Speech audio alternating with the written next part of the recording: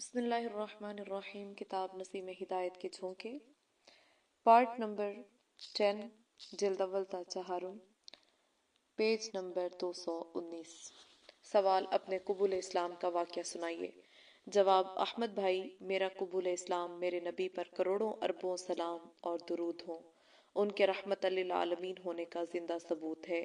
ایک بھنگی پر اللہ کا ایسا احسان ہے کہ ہر روز احساس شکر سے میرا رواں رواں کھڑا ہو جاتا ہے۔ ہندو مذہب کے ذات پات کے نظام سے میں بیان نہیں کر سکتا کہ اس چھوٹی سی زندگی میں میں نے کتنے تکلیف دہ واقعات کا سامنا کیا ہے۔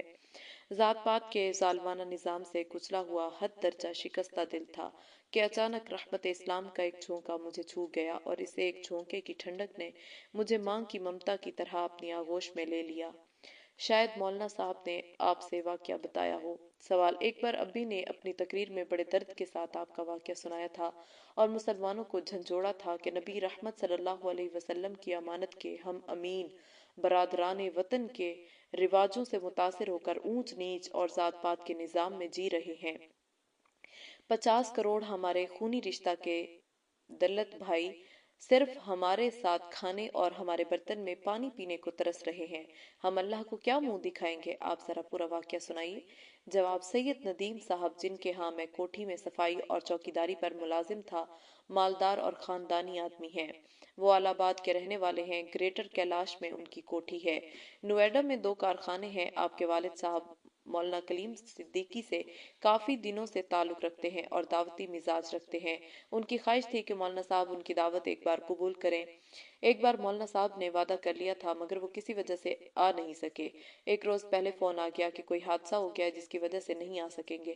اصل میں مجھ سے سید صاحب نے کہا تھا کہ رام چندر ہمارے ہاں مولانا صاحب آئیں گے، میں تمہیں ان سے ملواؤں گا، ان سے دعا کو کہنا۔ مجھے بھی خوشی تھی کہ کوئی دھارمک گرو ہیں، اچھا ہے ملاقات ہو جائے گی، مگر ان کے فون آنے سے مایوسی ہو گئی تھی۔ 20 جون 1999 کو انہوں نے اپنے الور کے سفر سے واپسی پر ہمارے سید صاحب کے ہاں کھانے پر دوپہر بعد آنے کا وعدہ کیا۔ 2:45 بجے مولانا صاحب آئے۔ میں بھی انتظار کر رہا تھا۔ آندھی اور تیز ہوا کی وجہ سے پوری کوٹھی میں مٹی کوڑا ہو گیا تھا۔ میں اس خیال سے کہ مولانا صاحب آنے والے ہیں جھاڑو لے کر صفائی کرنے لگا۔ ابھی صفائی آدھی کی تھی کہ مولانا صاحب کی کار آ گئی۔ میں چونکہ بار بار سید صاحب سے معلوم کرتا رہا تھا کہ مولانا صاحب کب آئیں گے، اس لیے جیسے ہی میں نے کار کو اندر کھڑا کرنے کے لیے دروازہ کھولا، سید صاحب نے میرا تعارف کرایا کہ یہ ہمارا جمعدار رام چندر ہے۔ میں نے اس سے آپ کے آنے کا ذکر کر دیا تھا۔ یہ آج دوپہر کو کھانا کھانے بھی نہیں گیا۔ مولانا صاحب نے مجھے اوپر سے نیچے کو دیکھا، نہ جانے کس طرح، جیسے میرے اندر کے زخموں کو انہوں نے دیکھ لیا ہو۔ سید صاحب سے پہلے مجھ سے ہاتھ ملایا اور پھر اپنے سینے سے لگایا اور دیر تک میری پیٹھ کو پیار سے دباتے رہے۔ اس کے بعد سید صاحب سے ملے۔ دوپہر کے کھانے کو دیر ہو گئی تھی۔ فوراً ڈرائنگ روم میں تخت پر دسترخوان لگا دیا گیا۔ میں اپنی جھاڑو کو پورا کرنے لگا۔ میرے اندر ایک بھونچال سا آ گیا۔ یہ مسلمانوں کے دھرم گرو ہیں، میں تو سمجھتا تھا کہ وہ مجھ سے ملیں گے بھی نہیں، مگر یہ کس سنسار کے آدمی ہے۔ ایک بھنگی کو سید صاحب سے پہلے گلے لگا لیا، ایک چوکیدار، ایک چپڑاسی کو ایسی محبت سے گلے لگانے والے، یہ کس یگ کے آدمی ہیں۔ میں یہ سوچ رہا تھا کہ مولانا صاحب ڈرائنگ روم سے باہر آئے اور بولے، رام چندر کھانا کھا لو۔ پہلے تو میں یہ سمجھا کہ مولانا صاحب ایسے ہی فارمیلٹی پوری کر رہے ہیں، مگر انہوں نے زور دینا شروع کیا اور کہا کہ دیکھو تم نے کھانا تو نہیں کھایا۔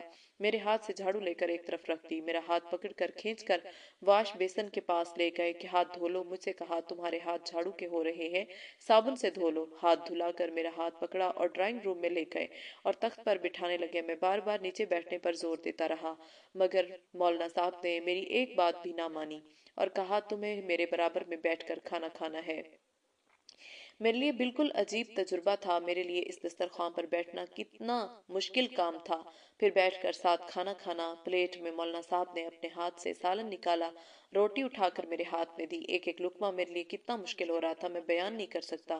اچانک مولانا صاحب نے ایک لقمہ میری پلیٹ میں لگایا، میں اچھل سا گیا۔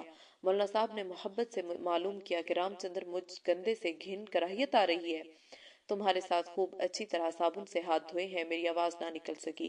مولانا صاحب نے میری پلیٹ میں اپنی پلیٹ کا سالن الٹ دیا اور پھر میری پلیٹ میں کھانے لگے۔ بریانی بھی نکالی، میٹھا بھی ایک پیالے میں کھایا۔ مجھ سے کھانا تو کہاں کھایا جا رہا تھا، مجبوراً کچھ نہ کچھ کھاتا رہا۔ دسترخوان اٹھا لیا گیا، مگر میں اس لائق نہیں رہا تھا کہ اپنے پاؤں اٹھ سکوں۔ میں سوچ رہا تھا کہ سنسار میں، اس جنم میں میرے ساتھ یہ سب کچھ ہوا، میرے مالک جن کا میں چوکیدار ہوں ان کے پیر صاحب اور دھرم گرو میری پلیٹ میں کھانا کھائیں۔ میں یہ سب خواب تو نہیں دیکھ رہا تھا، کیا واقعی یہ سچ تھا؟ میں خود اپنے حواس پر اعتماد سا اٹھتا جا رہا تھا۔ شاید آدھا گھنٹہ میں اسی حالت میں بیٹھا رہا اور نہ جانے کیا کیا سوچتا رہا۔ اچانک سید صاحب نے کہا، رام چندر تمہیں گھر نہیں جانا؟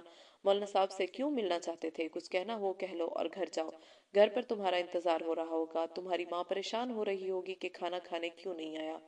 میں نے ہمت کر کے سر اٹھایا اور سید صاحب سے کہا، میاں صاحب اب آپ مجھے اس گندگی میں کیوں بھیج رہے ہو؟ جب ساتھ کھلا لیا ہے تو بس مسلمان کر کے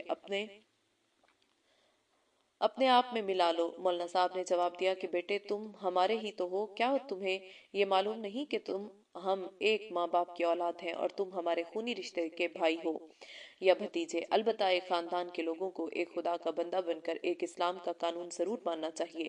اللہ کے نبی جو قانون اسلام کی شکل میں ہمارے لیے لائے اور جس نے اونچ نیچ ذات پات کے نظام کو آ کر پیروں کے نیچے روندا، اس کا ماننا تمہارے لیے بھی اتنا ہی ضروری ہے جتنا ہمارے لیے۔ تم نے بہت اچھا سوچا، بس تم نے ارادہ کر لیا تو مسلمان تم ہو گئے، مگر ہم بھی ساکشی گواہ بن جائیں، اس لیے اپنے مطلب کے لیے تم سے کہتے ہیں کہ 2 لائنوں کا کلمہ ہے وہ پڑھ لو۔ میں نے کہا جی پڑھاؤ۔ مولانا صاحب نے مجھے کلمہ پڑھوایا اور ہندی میں اس کا ترجمہ بھی کہلوایا، پھر کہا نام بدلنا ضروری نہیں، مگر نام بھی بدلنا چاہو تو بتا دو۔ میں نے کہا نہیں جی، نام تو ضرور بدل دو۔ مولانا صاحب نے کہا میں تمہارا نام محمد احمد رکھتا ہوں، اس لیے رکھتا ہوں کہ محمد اور احمد ہمارے نبی کے نام ہے۔ تم نے چونکہ ایک زمانے تک اونچ نیچ کے نظام میں ذلت برداشت کی ہے، اب اسلام میں تمہارے لیے میں سب سے عزت والا بلکہ دونوں ناموں کو ملا کر معزز ترین نام رکھتا ہوں، اور مجھے جماعت میں جانے کا مشورہ دیا۔ سوال اس کے بعد کیا ہوا؟ جواب شام کو میں گھر تو چلا گیا، مگر وہاں مجھے حد درجہ گھٹن محسوس ہوئی۔ ساری رات خیالوں میں مجھے نیند نہ آئی۔ اگلے روز میں ڈیوٹی پر گیا تو سید صاحب نے مجھے جماعت میں جانے کا مشورہ دیا، گھر والوں سے یہ کہہ کر کہ مجھے میرے مالک سوا مہینہ کے لیے باہر بھیج رہے ہیں۔ میں جماعت میں چلا گیا۔ مرکز کے سامنے سے کچھ کتابیں ہندی انگریزی میں مجھے سید صاحب نے خرید کر دیں۔ علی گڑھ کی جماعت کے ساتھ مراد آباد میں ہمارا وقت لگا، سب پڑھے لکھے لوگ تھے، میرا وقت بہت اچھا لگا۔ جماعت میں وقت لگا کر میں واپس آیا تو سید صاحب جن کو میں اب بھی کہتا ہوں مجھے لینے کے لیے مرکز آ گئے، مجھے لے کر گریٹر کیلاش پہنچے، ساتھ میں کھانا کھلایا، پھر مجھ سے کہا تم نے پڑھائی کیوں چھوڑ دی ہے؟ میں نے گھریلو حالات کے بارے میں بتایا۔ انہوں نے مجھ سے کہا میں تمہارا داخلہ کرا دوں؟ میں نے کہا اگر کہیں ہو جائے تو اس سے بہتر میرے لیے اور کیا ہو سکتا ہے۔ جامعہ میں میرا داخلہ اللہ کے کرم سے سفارشوں کے بعد ہو گیا۔ میں نے بی اے آنرز کر لیا اور الحمدللہ فرسٹ ڈویژن بی اے میں بھی آئی، پھر انگلش سے ایم اے بھی کیا۔ اس دوران میں نویڈا فیکٹری میں جانے لگا۔ ایم اے پہلے سال میں ایک روز شام کو سید صاحب نے مجھے بلایا اور کہنے لگے کہ اگر تمہیں قبول ہو تو میں تم سے اپنی بیٹی کی شادی کرنا چاہتا ہوں۔ میں ششدر رہ گیا کہ یہ کیا کہہ رہے ہیں، میں خاموش ہو گیا تو انہوں نے کہا آج رات تمہارا نکاح ہوگا۔ عشاء کی نماز کے بعد کچھ لوگ اکٹھے ہو گئے، سید صاحب نے خود میرا نکاح پڑھایا اور لوگوں کو بتایا کہ بہتر ہے کہ لڑکی کا باپ اگر نکاح پڑھا سکتا ہو تو وہ نکاح پڑھائے۔ مدینہ کی کھجوریں نکاح کے بعد تقسیم ہوئی، رخصتی تو بعد میں ہونی طے تھی۔ نکاح کے بعد ساری رات میں سوچتا رہا آخر میں کون سی دنیا میں آ گیا۔ 10 جنوری 2003 کو میرا نکاح ہوا اور اسی سال مئی میں رخصتی ہوئی۔ رخصت کر کے ہم دونوں کے لیے ابی صاحب نے عمرہ کا پروگرام بنایا۔ عمرہ میں میری عجیب کیفیت رہی۔ مدینہ منورہ ہم پہنچے تو روزہ اطہر پر میری عجیب کیفیت ہو گئی۔ مجھے خیال تھا یہ ساری نئی دنیا میرے اس محسن نبی صلی اللہ علیہ وسلم کے قدموں کا صدقہ ہے۔ جی چاہتا تھا کہ فرط عقیدت میں جان دے دوں۔ میں نے ابھی تک داڑھی بھی نہیں رکھی تھی۔ روزہ مبارک پر حاضر ہوا تو مجھے ایسا لگا کہ میرے نبی مجھے مشرکوں کی صورت بنائے ہوئے امتی کو دیکھ رہے ہیں۔ میں نے اسی وقت داڑھی رکھنے کا عہد کیا۔ حرم کے اماموں کو قرآن شریف پڑھتے ہوئے سن کر میرا دل بہت متاثر ہوا۔ مجھے احساس ہوا کہ یہ بھی کوئی بندگی ہے کہ اپنے مالک کا کلام بھی نہ سمجھ سکے۔ الحمدللہ قرآن شریف ناظرہ میں نے تجوید کے ساتھ ایم اے کے دوران پڑھ لیا تھا اور اردو بھی خوب لکھنا پڑھنا سیکھ لیا تھا۔ میں نے عربی پڑھنے کا بھی عزم کیا اور مدینہ منورہ میں ہی ایک مولانا صاحب سے اس کی بسم اللہ بھی کروائی۔ الحمدللہ یہ عمرہ کا سفر میرے لیے بڑا مبارک رہا۔ میں نے بارہا اپنے رسول اللہ کی خواب میں زیارت کی۔ ایک بار میں خواب میں آپ کے قدموں سے چمٹ گیا اور خوب بوسے دیے۔ اسی سال دوبارہ الحمدللہ ہم دونوں کا حج کا سفر بھی ہوا۔ پی ایچ ڈی میں میرا رجسٹریشن ہو گیا تھا۔ الحمدللہ 2003 سے اس سال میری تحقیق مکمل ہو گئی ہے۔ سوال آپ نے کس مضمون میں پی ایچ ڈی کیا تھا اور عنوان کیا تھا؟ جواب میں نے جے این یو سے انگریزی میں پی ایچ ڈی کیا ہے۔ میرا عنوان بھی بہت پیارا تھا، اس کے لیے مجھے وزارت تعلیم سے زور ٹلوانا پڑا۔ میری پی ایچ ڈی کا عنوان تھا انسانیت اور تہذیبوں پر محمد رسول اللہ صلی اللہ علیہ وسلم کے احسانات۔ سوال آپ کی پی ایچ ڈی مکمل ہو گئی؟ جواب جی الحمدللہ تقریباً مکمل ہو گئی۔ वायुआ का एक मरहला मुकम्मल हो गया है और एक बाकी रहा है। सवाल, आपकी अहलिया मोहतरमा का रवैया आपके साथ कैसा है? जवाब, वो बहुत दीनदार लड़की है। मैंने 4 साल मुलाजमत में उसको नहीं देखा था।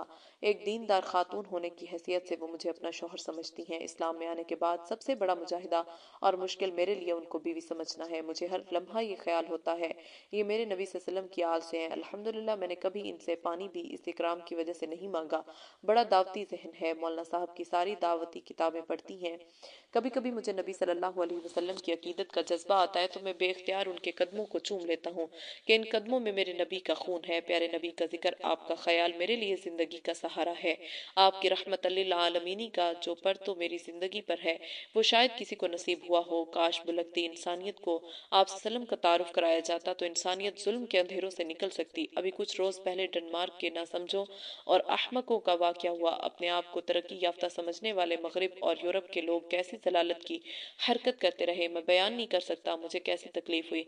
मैंने बुलक बुलक कर दुआएं की, मेरे अल्लाह इन कमीनों ने मेरे प्यारे नबी सल्लल्लाहु अलैहि वसल्लम अरबों सलाम हो आप पर और करोड़ों दरूद की शान को नहीं समझा। मेरे अल्लाह इनको सजा दीजिए। मुझे उम्मीद है कि दुनिया इन बदबख्तों का इंजाम जरूर देखेगी और आग इनको खाएगी। कई बार मैं उठकर बैठ जाता। मेरे नबी की तौहीन करने वालों को अल्लाह की जमीन पर रहने का हक नहीं है। जी चाहता कि अभी उठकर चल दूं और इन कमीनों को अपने जूतों के नीचे मसल दूं। एक रोज मौलाना साहब से मैंने इसका भी जिक्र किया। मौलाना साहब ने बताया कि इस तौहीन के बैक वास्ता जिम्मेदार हम मुसलमान हैं कि हमने रसूल रहमत सल्लल्लाहु अलैहि वसल्लम का दुनिया को तारुफ ही नहीं कराया। तो मुझे वाकई अपने कसूर का एहसास हुआ और गुस्सा कुछ कम हुआ। फिर भी मुझे अपने रब से उम्मीद है कि वो बदबख्त जरूर इस दुनिया में इसका खराब अंजाम देखेंगे। सवाल, आपने अरबी पढ़ने का क्या किया? जवाब, अल्हम्दुलिल्लाह 2 घंटा रोज अरबी पढ़ रहा हूँ। अल्लाह का शुक्र है पूरा कुरान शरीफ समझ में आ रहा है। शेख सुदैस और शेख शुरैम दोनों के लहजों में कुरान शरीफ पढ़ लेता हूँ। मैंने हिफ्स करना भी शुरू कर दिया है और 4 पारे मुकम्मल कर ली हैं। इस मर्तबा मैंने नोएडा की मस्जिद में जुमा की नमाज भी पढ़ाई। मौलाना साहब ने मुझसे इसरार किया, मैंने भी सआदत समझकर कबूल कर लिया। सवाल, आपको देखकर बिल्कुल नहीं लगता कि आप नए मुसलमान हैं, बल्कि आपको सब लोग मौलाना ही समझते होंगे। जवाब, आपने बिल्कुल ठीक फरमाया। अक्सर लोग मुझे देखकर मौलाना ही कहते हैं। मैं माजरत करता हूँ कि मैं तो मौलाना के कदमों की खाक भी नहीं हूँ। सवाल, आप खुद आईना देखते हैं तो कैसा लगता है? जवाब, मेरा खुद अपने चेहरे को बोसा लेने को जी चाहता है। ये ख्याल होता है कि मेरे नबी की इत्तबा में ये चेहरा है। ये नहीं लगता कि मुझ गंदे का ये चेहरा है। मेरे अल्लाह ने मेरी हुलिया को भंगी से सैयद बना दिया। मुझे गैर इस्लामी हुलिया में हर शख्स ऐसा लगता है जैसे मुझे भंगी का इस्लाम से पहले का चेहरा और हुलिया हो। सवाल, मगर किसी को हकीर तो नहीं समझना चाहिए? जवाब, आपके इल्म में है कि हम दोनों मौलाना साहब से बैयत हैं। अल्हम्दुलिल्लाह किसी काफिर की हकारत कभी नहीं आती। किसी को गैर इस्लामी हुलियों में देखता हूँ, खुसूसन मुसलमानों को, तो अंदर से दुआ निकलती है, इलाही अंदर से तो ये मुसलमान है, इसको बाहर से भी मुसलमान बना दीजिए और इसको ये समझा दीजिए कि भंगी के हुलिये में इज्जत है या सैयद के हुलिये में। सवाल, अपने घर वालों के बारे में आपने कुछ काम शुरू किया? जवाब, असल में तालीमी मसरूफियात में ज्यादा रही, ताहम दावत से बिल्कुल गाफिल नहीं रहा। मेरी वालदा और एक बहन मुसलमान हो गई है और हमने एक घर नोएडा में बना लिया है। इस साल मेरा उम्रे के लिए जाने का इरादा है। फिर हम दोनों बस दावत के लिए जिंदगी को वक्फ करेंगे। मेरी अहलिया मोहतरमा तो बहुत जज्बे की दाई खातून है। अल्हम्दुलिल्लाह उनकी कई सहेलियां मुसलमान हो चुकी हैं और उन्होंने अपने वालिद के खर्च पर उनकी शादियां भी की हैं। 1000 बार दुरूद शरीफ और एक मंजिल कुरान मजीद रोजाना पढ़ती हैं। सवाल, आपके मामूलात का क्या हाल है? जवाब, मैं भी अल्हम्दुलिल्लाह उनके पीछे पीछे साथ चलता हूँ। सोने से पहले 1000 बार दुरूद शरीफ और एक मंजिल कुरान करीम पूरी कर लेना तो हम दोनों जरूरी समझते हैं। बस अल्लाह इनमें जान और अखलास पैदा फरमाए। सवाल, आप अरमगान के कारीन के बारे में कुछ पैगाम देना चाहेंगे? जवाब, हमारे मुल्क में 50 करोड़ दिल्लत है। बांग्लादेश में 50 लाख लोग दिल्लत रहते हैं। इस तरह दुनिया में 1.5 अरब लोग वो हैं जो जात पात के निजाम से मुतासिर और मसलूम हैं। इनमें हर एक मेरी तरह सिर्फ एक बार साथ खिलाने के लिए तरस रहा है। रसूलुल्लाह के आखिरी हज के खुतबे को हकीकी मानों में अगर उन तक पहुंचा दें और जरा इस्लामी अंदाज में उनको गले लगा लिया जाए तो इतनी बड़ी आबादी दोनों जहां में हिदायत याब होकर दोजख की आग से बच सकती है। हमने फुल्त में देखा है, सफाई करने वाला जमादार और काम करने वाले दिल्लत मजदूर मौलाना के बराबर में बैठकर चाय और नाश्ता करते हैं। अल्लाह का शुक्र है हिदायत याब होते हैं और दिल्लत और पसमानदे और काले ही क्या, इस्लाम तो पूरी दुनिया की जालमाना निजाम का तुर्याक है। इंसानियत तक इस्लाम और नबी रहमत का तारुफ अपनी जिम्मेदारी समझनी चाहिए। सवाल, बहुत बहुत शुक्रिया, जज़ाकुमुल्लाह खैरल जज़ा। आखिर में चंद आयतें शेख शुरैम के लहजे में सुनाइए। आप कुर्रा में किसको ज़्यादा पसंद करते हैं? जवाब, मुझे शेख शुरैम से ज़्यादा मुनासबत और अकीदत है। एक तो वो खुद बहुत सादा मिजाज के इंसान है, नीज़ वो अंदर अंदर घुटते हैं, और हदीस में जो आता है कि खुश इल्हानी ये है कि कारी की आवाज़ और लहजे से ये महसूस हो रहा हो कि अज़मत कुरान से दबा जा रहा है। शेख शुरैम के पढ़ने में ये बात पाई जाती है जैसे रोब में आवाज़ दी जा रही हो। शेख शुरैम के लहजा में आऊज़ु बिल्लाह बिस्मिल्लाह से शुरू करके पूरी सूरह मुदस्सिर तिलावत की। सवाल, सुबहान अल्लाह मोहम्मद अहमद भाई, आपने तो तड़पा कर रख दिया। कुरान मजीद से इस दर्जा मुनासबत बहुत मुबारक हो। जवाब, अहमद भाई, आपको भी मुबारक हो, हमें भी मुबारक हो। कुरान मजीद मुबारक हो, इस्लाम मुबारक हो, कुरान मजीद के अल्फाज मुबारक हो, इसका लहजा मुबारक हो, इसकी ज़ुबान मुबारक हो, इसका रसूल मुबारक हो, इसकी हिदायत मुबारक हो, इसकी तालीमात मुबारक हो। बिलाशुबा मुबारक, सद मुबारक, हज़ार मुबारक, अहले ज़मीं को मुबारक, सारी कायनात को मुबारक, खुसूसन आपको मुबारक हो, आपके घराने को मुबारक हो, नबी का फैज़ मुबारक हो, कुरानी दावत की तौफीक मुबारक हो, अल्लाह के यहाँ आपके घर का इंतसाब मुबारक हो, आपको अरमगान मुबारक हो, अरमगान दावत मुबारक, हदिया दावत मुबारक, तोहफा दावत मुबारक। बहुत ज़्यादा रोते हुए सवाल, अच्छा मोहम्मद अहमद साहब, बहुत बहुत शुक्रिया। अस्सलामु अलैकुम वरहमतुल्लाह। जवाब, वालेकुम अस्सलाम वरहमतुल्लाहि वबरकातुहू। मुस्तफ़ाद अज़माहनामा अरमगान, जुलाई 2006। सुहेल सिद्दीकी, युवराज सिंह, गुजरात से। एक चश्म कुशा मुलाकात। अहमद अव्वा, अस्सलामु अलैकुम वरहमतुल्लाहि वबरकातुहू। मोहम्मद सुहेल, वालेकुम अस्सलाम वरहमतुल्लाहि वबरकातुहू। सवाल, सुहेल भाई, आपके इल्म में है कि हमारे यहाँ से एक दावती मैगजीन अरमगान के नाम से निकलती है। इसमें इस्लाम कबूल करने वाले खुशकिस्मत भाई और बहनों की आप बीती इंटरव्यू के जरिए शाया की जाती है। अब्बी का हुक्म है कि मैं आपसे इसके लिए एक इंटरव्यू लूं, इसलिए आपको अंदर बुलाया है। जवाब, भाई अहमद, जरूर। मेरी खुद बड़ी ख्वाहिश है कि मुझ कंधे पर अल्लाह के करम की कहानी लोग पढ़ें ताकि लोगों को फायदा हो। सवाल, आप अपना खानदानी परिचय तारुफ कराएं। जवाब, मैं गुजरात के महसाना जिला के एक गांव के ठाकुर जमींदार का बेटा हूँ। मेरा पुराना नाम युवराज सिंह है। युवराज सिंह से लोग मुझे जानते हैं। बाद में पंडितों ने मेरे राशि के लिए मशहूर नाम हटाकर मेरा नाम महेश रखा, मगर युवराज ही मशहूर हो गया। 13 अगस्त 1983 में मेरी तारीख पैदाइश है। हमारा अपना खानदानी कॉलेज है, एजे जसपाल ठाकुर कॉलेज। इससे मैं बी कॉम कर रहा था कि मुझे तालीम छोड़नी पड़ी। मेरी एक भाई और एक बहन है। मेरे बहनोई बड़े नेता हैं, असल में वो बीजेपी के हैं। मकामी राजनीति में अपना वजन बढ़ाने के लिए उन्होंने इस साल कांग्रेस से इलेक्शन लड़ा है और जीत गए हैं। सवाल, अपने कबूल इस्लाम के बारे में बताइए। जवाब, गोधरा कांड के बाद 2000 के फसादात में हम 8 दोस्तों का एक ग्रुप था जो फसादात में बढ़ चढ़ कर हिस्सा लेता था। हमारे इलाके में दरिंदगी का नंगा नाच हो रहा था। हमारे गांव से 15 किलोमीटर दूर सुंदरपुर में 60-70 लोगों को जिंदा जला दिया गया था। हम लोग भी जवानी के जाम में बहादुरी समझकर इसमें हिस्सा लेते थे। हमारे घर के करीब गांव में एक छोटी सी मस्जिद थी। लोग कहते थे ये बड़ी इतिहासक तारीखी मस्जिद है। इसको बड़े पीर साहब, जिनको लोग पीर हमदानी कहते हैं, बनवाई थी। गुजरात के लोग इनके हाथ पर मुसलमान हुए। हमारे गांव की इस मस्जिद को हमें ढा देना चाहिए। हम 8 साथी इसको गिराने के लिए गए।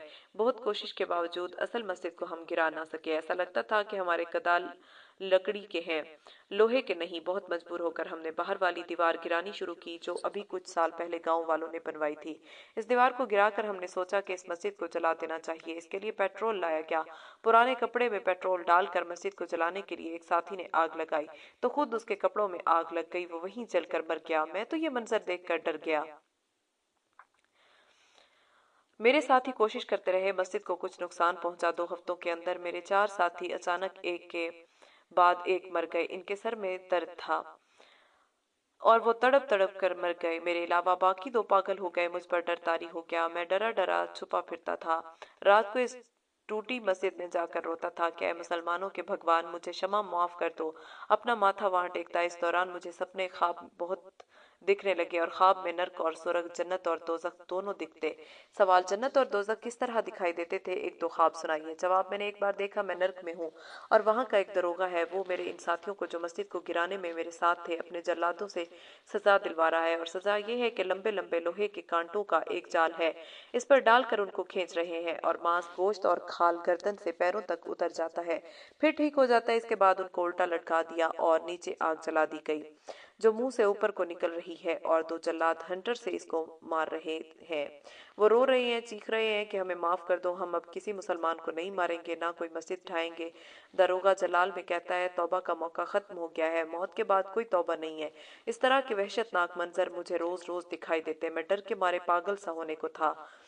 तो फिर मुझे सोरग दिखाई जाती। सोरग जन्नत है, देखता के दूध के तालाब से भी चौड़ी नहर है, दूध बह रहा है, खूबसूरत लहरें चल रही हैं। एक नहर मधु यानी शहद की है, एक ठंडे पानी की, इतनी अच्छी कि मेरी तस्वीर इसमें साफ दिख रही है। एक नहर मदरा की है, ये शराब की नहर। मैंने कहा, शराब तो गंदी चीज है, हमारे परिवार में शराब बहुत बुरी समझी जाती है।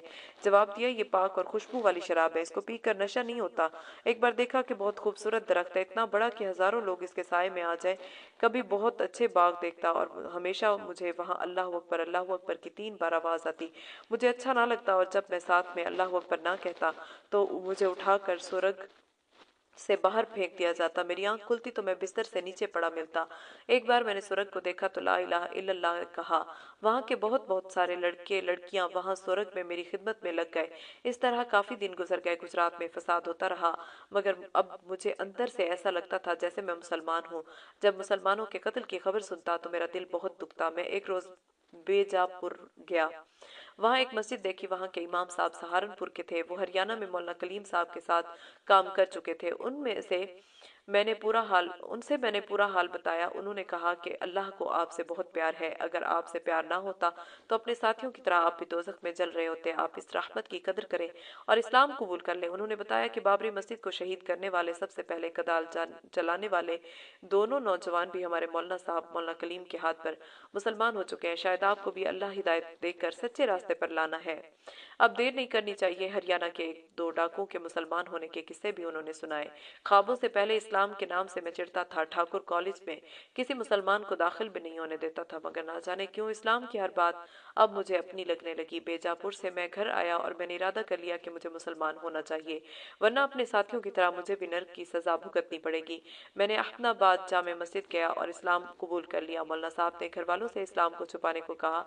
मैं अहमदाबाद से रहबर नाम की किताब लेकर आया और नमाज याद करने लगा।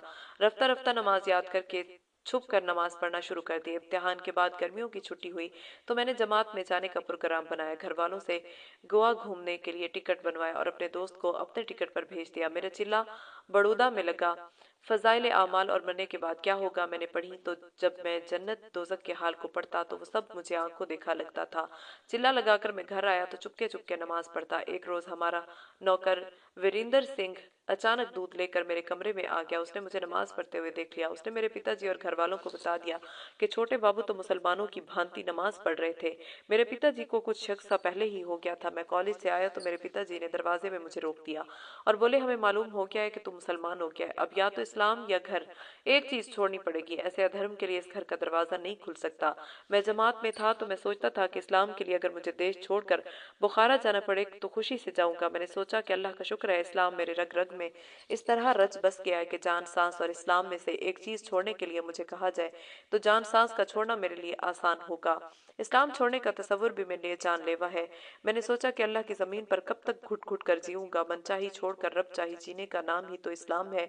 जब मन चाही छोड़ी है तो रब चाही के लिए जिन आवाम चाही छोड़ना क्या मुश्किल है। मैंने पिताजी से पूरे विश्वास के साथ कहा कि अगर ये बात है तो मैं घर छोड़ता हूँ, इस्लाम छोड़ दूँ ये ख्याल भी हमाकत है। मेरा मोबाइल, मेरा एटीएम और क्रेडिट कार्ड मुझसे छीन लिया गया।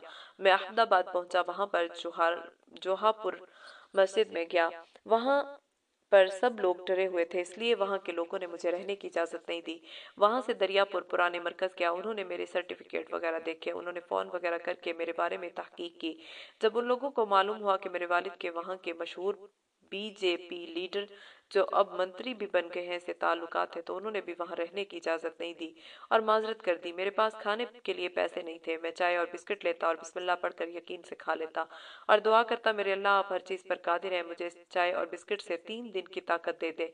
मेरे अल्लाह का शुक्र है 3 दिन तक मुझे भूख न लगती। एक साहब ने मुझे पालनपुर भेज दिया। वहां पर एक हाजी साहब ने मुझसे कहा कि अगर सिद्धपुर चले जाओ तो वहां पर तुम्हारा इंतजाम हो सकता है। सिद्धपुर पहुंचा, जहां से मुझे राजस्थान में न्यू जयपुर होटल जो जयपुरा अजमेर हाईवे पर है, वहां भेज दिया। होटल के मालिक जिक्रो भाई ने मुझे 25 दिन वहां रखा, वहां नमाज पढ़ता और अपनी मर्जी से कुछ होटल का काम भी करता। हालांकि वो मुझे मना करते थे। उन्होंने अहमद भाई डलकस से राब्ता किया। वो मौलाना कलीम साहब के खास आदमी थे। उन्होंने मुझे फुल जाने का मशवरा दिया। पता लेकर मैं दिल्ली आया और पहले जामे मस्जिद पहुंचा। ख्याल था कि इस्लाम कबूल करने का सर्टिफिकेट बनवा लूं ताकि लोग शक ना करें। वहां कोई बुखारी साहब इमाम है, उन्होंने मुझे जुम्मे आने को कहा। जब यहाँ फुल्त आया तो यहाँ का माहौल देखकर बिल्कुल ऐसा लगा कि मैं अपने घर में आया हूँ। सवाल, यहाँ आकर आपने क्या खास बात महसूस की? जवाब, यहाँ पर हम सब लोग मौलाना साहब को अब्बी जी कहते हैं। मुझे फुल्त आकर साहबा के वो किस्से जो हिकायत उस साहबा में पड़े थे और हमारे नबी सल्लल्लाहु अलैहि वसल्लम की जिंदगी के सारे हालात आंखों देखे लगने लगे। कभी कभी घर की याद आती है। मौलाना साहब के बारे में मालूम होता है कि आज सफर से आने वाले हैं। पहले से खुशी होने लगती है। और मौलाना साहब आए और मुसाफा मिलाया, कभी गले लगाया, जिससे सारे गम धुल गए। सवाल, इस्लाम कबूल करने के बाद आप क्या महसूस करते हैं? आपका क्या ख्याल है कि अगर आप इस्लाम कबूल ना करते तो क्या होता? जवाब, कुफ्र पर मर जाने का तो तसव्वुर भी मेरे लिए दोजख से कम नहीं। मेरे भाई, मेरे को बस अल्लाह का काम करम है, वरना अपने साथियों से ज्यादा दोजख का मुस्तहिक था। मैं जमींदारी मालदारी के जाम में कैसे कैसे जुल्म करता था। अल्लाह की जमीन पर चलता, उसका दिया खाता था। उसके दिए हुए शरीर जिस्म से ना सिर्फ ये कि उसका हक अदा नहीं करता था, बल्कि उसकी मर्जी के खिलाफ ही हर काम करता था। मैंने इस्लाम कबूल किया तो एक रोज घर में विष्णु भगवान की मूर्त देख रहा था। उस पर मेरी माँ ने प्रसाद चढ़ाया था। 2-3 चूंटियां उस प्रसाद में से खींच कर ले जा रही थी। थोड़ी देर में एक कुत्ता बाहर से आ गया। उसने वो प्रसाद खाया और सारा चाट कर टांग उठाकर वहां पेशाब कर दिया। ना वो चूंटी को रोक सके ना कुत्ते को। मैं अपनी अकल पर बहुत हंसा कि सुहेल, अगर मेरे खुदा की मुझ पर मेहरबानी ना होती और मुझे हिदायत ना दी होती तो मैं कैसी हमाकत के साथ इस मूर्ति के आगे सर झुकाता। जब कभी अपने हिंदू भाइयों से बात करता तो मुझे और भी अफसोस और हैरत होती।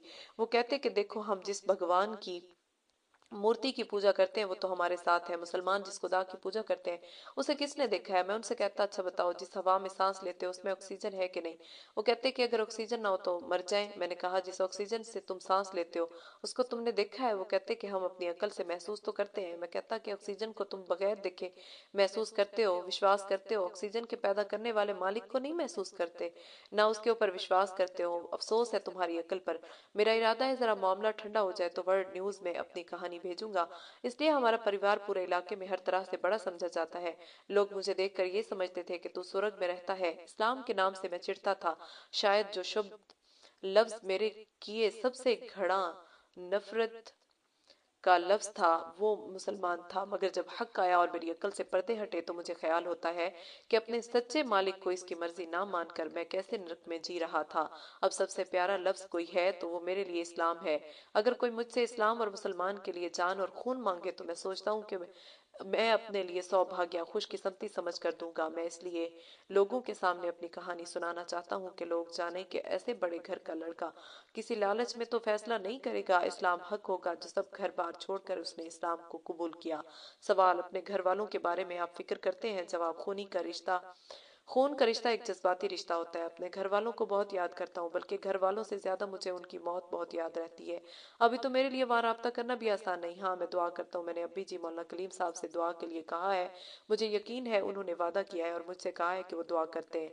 अल्लाह उनकी दुआ जरूर कबूल करेगा और इंशाअल्लाह जरूर भी जरूर मेरा परिवार खानदान इस्लाम के साय में आएगा। एक रोज मैंने अब्बी जी मौलाना कलीम साहब से कहा, आप मेरे बाप और गुरु सब कुछ हैं, आपसे एक चीज मांगूंगा तो आप देंगे? मौलाना, मेरा नाम मौलाना साहब ने सुहेल खान रखा था। मेरा चाहता था कि मेरा नाम आपसे जुड़े। जब आप मेरे माँ बाप, बल्कि माँ बाप ने धक्के खाए हैं, आप तो माँ बाप से भी ज्यादा हैं, तो मैं अगर सुहेल सिद्दीकी लिखने लगूं तो आप मुझे इजाजत दें। मुझे उम्मीद है अगर मैं अपना नाम सुहेल सिद्दीकी लिखने लगूंगा तो मौलाना कलीम सिद्दीकी की तरह अल्लाह हमें भी लोगों की हिदायत का जरिया बनाएंगे। कम से कम मेरे परिवार के लिए तो इस्लाम के फैसले हो जाएंगे। अभी जी ने कहा, बेटा सच्ची बात यह है कि अभी तो कलीम सिद्दीकी खुद भी मुसलमान नहीं हुआ। असल बात यह है कि हमारे नबी ने हमें सच्ची खबर दी है कि कयामत से पहले हर कच्चे पक्के घर में इस्लाम दाखिल हो जाएगा। वो खबर तो सच होनी है। नाम कलीम सिद्दीकी का हो रहा है, ऐसे गंदे से निस्बत से क्या फायदा? असल में ये सिद्दीकी निस्बत हजरत अबू बकर सिद्दीक की तरफ है, जिन्होंने बगैर पसोपेश और झिझक के पहले लम्हा में अल्लाह के रसूल की तस्दीक की। इसलिए आप सिद्दीक कहलाए। आपने जन्नत दोज़ख ख्वाब में देखकर इस्लाम की सच्चाई की तस्दीक की। आप इस नीयत से अपने आप को सुहेल सिद्दीकी लिखा करें। इसके बाद से मैं अपना नाम सुहेल खान की जगह سہیل صدیقی بتاتا ہوں۔ سوال: مسلمانوں کے لیے کوئی آپ پیغام دیں گے؟ جواب: ایک آدمی سفر کرتا ہے ریل میں، 2-3 گھنٹے کا سفر، کبھی کبھی تو ریل میں چیکنگ ہو جاتی ہے، ورنہ جب اسٹیشن کے گیٹ سے گھر کے لیے جاتا ہے تو ٹکٹ چیک ہوتا ہے۔ اس دنیا کی ریل میں سے اپنے گھر آخرت کے دروازے پر ٹکٹ کی چیکنگ ضرور ہوتی ہے، اور یہاں کا ٹکٹ ایمان ہے۔ بغیر ایمان کے بغیر ٹکٹ یا تیری کی طرح آدمی نرک دوزخ کی جیل کے منہ میں ہے۔ اس لیے ہمیں ساری دنیا کے انسانوں کو اس ٹکٹ کے حاصل کرنے کے لیے کہنا تو چاہیے۔